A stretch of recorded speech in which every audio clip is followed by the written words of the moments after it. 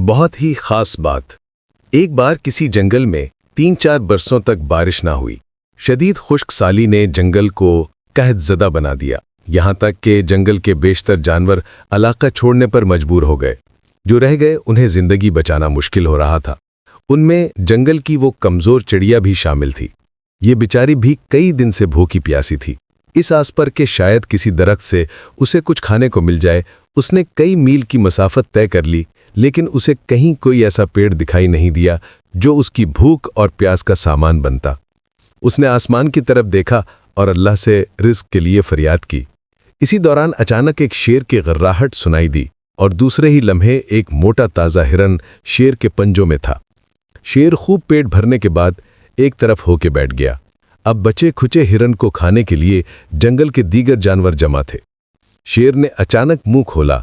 उसके दांतों में फंसे गोश्त के रेशे उसे बेचैन कर रहे थे। दरख्त पर बैठी चिड़िया ये सारा मंजर देख रही थी।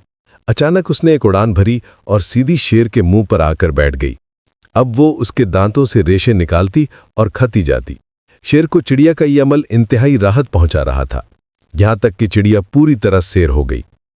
आपको पता है, जब शेर हिरन को खा रहा था तो दिल ही दिल में अपनी ताकत से खुश हो रहा था, लेकिन वो नहीं जानता था कि आसमानों के मालिक ने उस हिरन को शेर के सामने भेजा ही इस नन्ही चिड़िया के लिए था। वो हिरन चिड़िया की फरियाद का नतीजा था। या तो आप साबित कर दें कि जो कुछ आपको मिला है, सेहत, अकल, हुस्न, ताकत, ये सब आपकी मेहनत की वजह से है, और आप जब पैदा हुए थे तो ये सारे असबाब और जिंदगी भर का खाना साथ लेके आए थे, तो ठीक है, आप अपनी मर्जी कर सकते हैं। लेकिन अगर ऐसा नहीं है तो आपको उनका भी ख्याल रखना है जो ज़रूरतमंद है, ख़ास तौर पर ऐसे अफराद जिनका शुमार आपके करीब तरीन लोगों में होता है। क्या आप लोगों की अना के लिए इतना काफ़ी नहीं है कि एक शख्स हाथ फैलाए मजबूरी और नादारी की हालत में आपके सामने खड़ा है?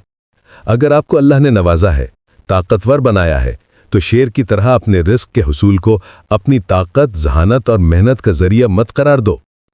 देखो, तुम्हारे इर्द गिर्द बहुत सारे इंसानों की मिसाल उस चिड़िया की सी है जो कमज़ोर है, बेबस है और अल्लाह से रिस्क के लिए फरियाद करते हैं। बज़ाहिर ये रिस्क उनसे दूर होता है, लेकिन उनके तवस्सुत से आपको मिल रहा होता है। हज़रत मुजद्दद अल-अफ़सानी रहमतुल्लाह अलैह का कौल है कि जो हकदार है उसको भी दे और जो नाहक का मांगने वाला है उसे भी दे, क्योंकि तुझे जो नाहक का मिल रहा है कहीं वो मिलना बंद ना हो जाए।